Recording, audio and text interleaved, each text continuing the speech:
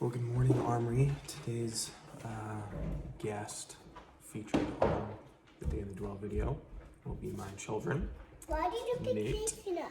and Kyrie. Want to get in here, Kyrie? Yeah. Yeah.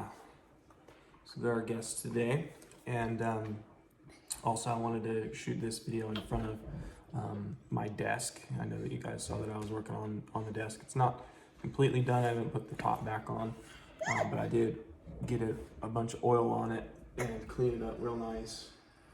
And used Danish oil. That's a thing.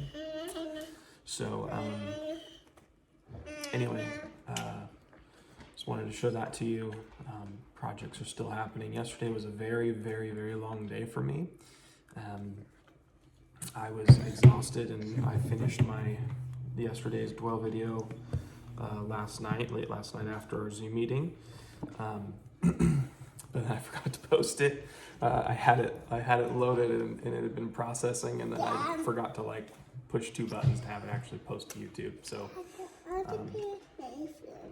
okay, why don't you sit down and why don't you go play for a little bit? And Nate, I think Nate just wants to sit here for a little bit quietly while I make the video. Or do you want to sit up here? Okay.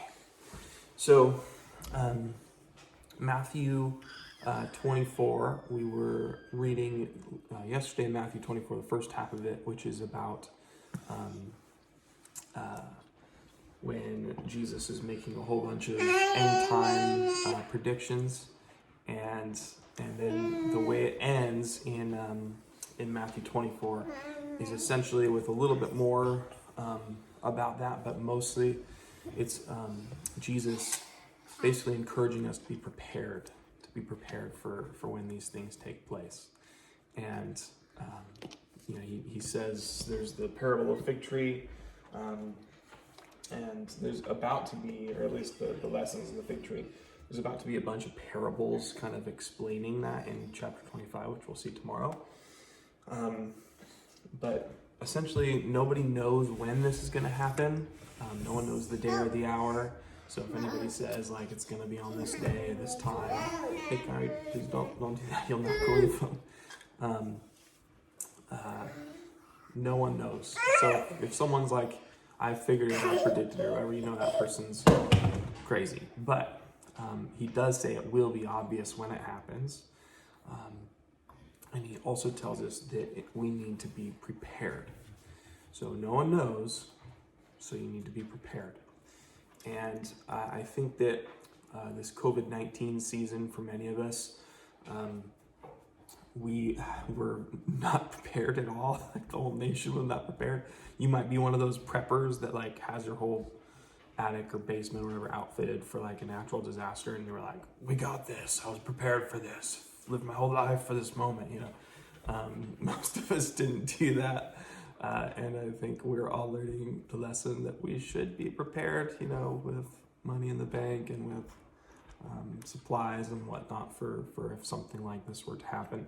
I think the fires here in California, fire season, the shutoffs, all of that has taught many of us that we need to be a little bit more prepared. So the question is, how do you prepare for Jesus' return? How do you prepare for the end times?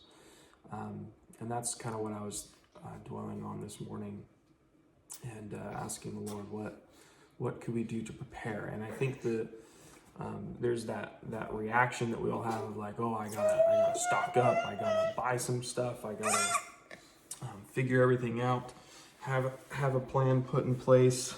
And I think some of that, we could do some of that for, if you think we're going to live through the tribulation. Even if you don't think that, maybe we have a plan for that just in case we have to. So there's some planning that we could do with that, but that's not what the Bible tells us we should be doing. It gives us the example of, come on up, bud. It gives us the example of the good servant who's prepared, and who's essentially just taking care of his master's people, his servants, his properties. He's doing what he should be doing all the time. He's living as he ought to live. And then, of course, there's the example of the servant that wasn't doing that, who sounds like he gets quite the beating. And so the lesson learned there is, are we living in such a way that if Jesus were to come back right now and say, hey, what have you been doing with your life? Would you be able to give an account? Would you be able to say, well, this is what I've been up to. I've been living my life for you and for your kingdom work. Or would we say, yeah, I haven't really been doing a whole lot. I'm not at all prepared for this. And so I think that's what I'm thinking about this morning is, how can I live my life in such a way that's prepared for his return? What are some things I might need to change or work on? And there's a lot. So just want to challenge you with that this morning as you're reading through your time in Matthew. What is it that the Lord could look in your life, and what is he telling you as you're dwelling on this, as you're thinking about this? What is he telling you that you should be maybe changing, working on, and so that you can be better prepared for when he returns? So I am going to sign off now because my kids are awesome and I gotta go take care of them. So have a good morning.